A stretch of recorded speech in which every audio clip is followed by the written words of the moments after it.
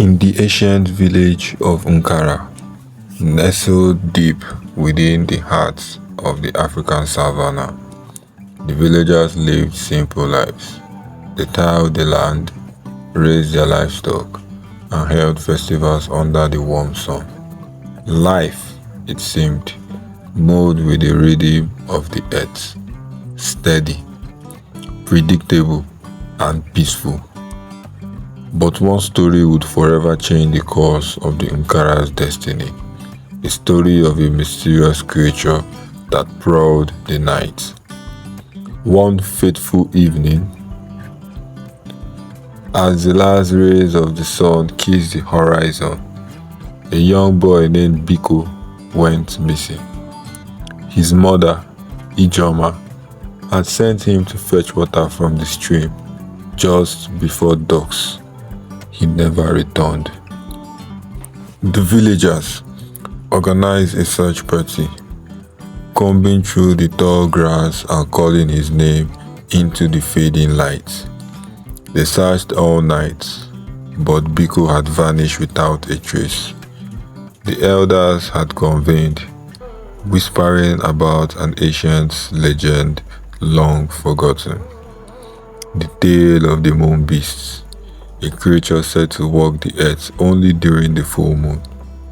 According to the law, the moon beast could take any form, even that of a trusted animal, and lure its prey away from safety. Legends are for children, the chief of the village, Oloye, declared. Biko will be found. He probably wandered too far. But as days turned into weeks and more children went missing, the people of Nkara began to fear that something far more sinister was at play. Each child vanished without a trace, always during the night, always under the full moon. In desperation, the villagers sought the counsel of the oldest living person in Nkara, Mama Efuru, the wise woman who lived in the forest. She had long been regarded as a keeper of ancient knowledge, and some whispered that she had spoken with the spirits themselves. Mama Efuru welcomed the villagers into a small hut. Her wrinkled face remained calm as she listened to their plight, but her eyes darkened when they mentioned the disappearances. She nodded slowly, as if remembering something from a distant past. The moon beast walks again, she whispered.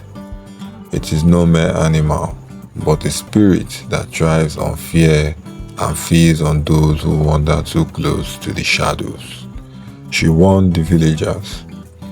It can take the shape of any animal, even those you think you know, your goats, your cows, even your dogs. Trust nothing you see under the moon. The villager shuddered at her words. If the moon beast could disguise itself as an animal, or as any animal, how would they know what was real and what was the beast? How could they defend themselves against something so elusive? Determined to put an end to the terror, the village mosquito hunter, Juma, took it upon himself to capture the beast. He had hunted lions, leopards, and elephants, but nothing prepared him for this. On the night of the next full moon, Juma set a trap.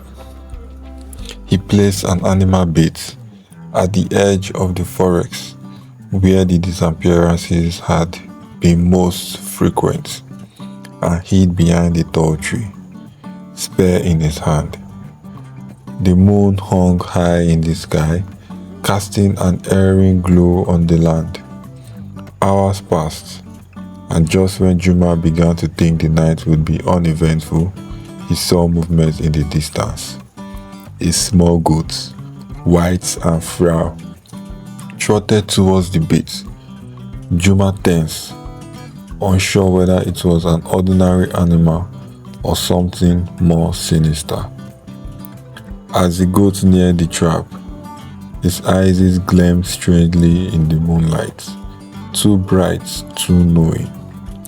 Juma hesitated, his hands gripping his spear, and then, with a sudden, fluid motion, the goat's shape shifted.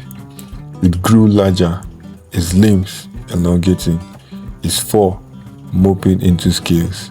Before Juma's eyes, the creature transformed into something monstrous, a hybrid of animal and spirit, neither fully one nor the other.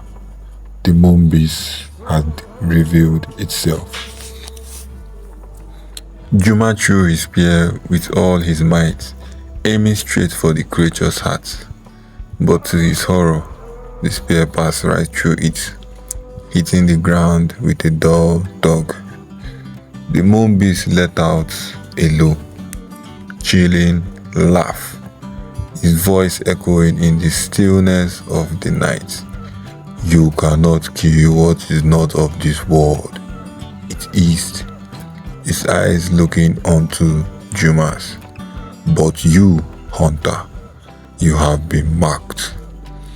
Terrified, Juma turned to flee, but the ground beneath him seemed to shift. His legs grew heavy, his vision blurred. The world around him began to twist and wrap, and in a matter of moments, he realized the horrifying truth. He too was transforming. His eyes became holes, his skin protruded fur, and his voice was no longer his own. Juma had become a goat. The moon beast stood over him, triumphant. "Now you will walk the earth as I do, trapped in the form of an animal, unable to speak, unable to warn your people."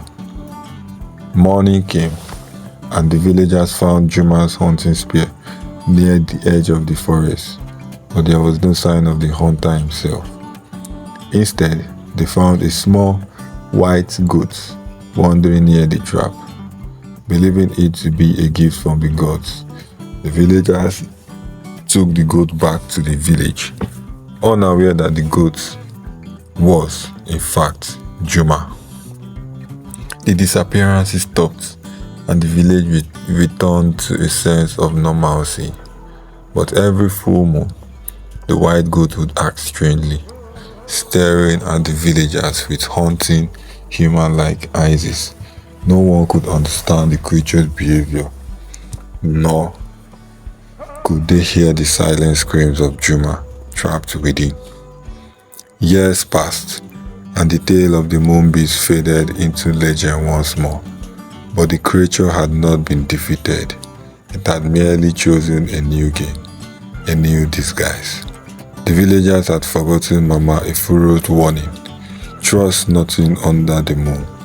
And so, with every full moon, the villagers of Nkara unknowingly walked among beasts, unaware that the animals they cared for, the goats they milked and the dogs they fed, might not be animals at all. For the moon beast could be anyone, anywhere, watching, waiting, and always hungry for his next prey.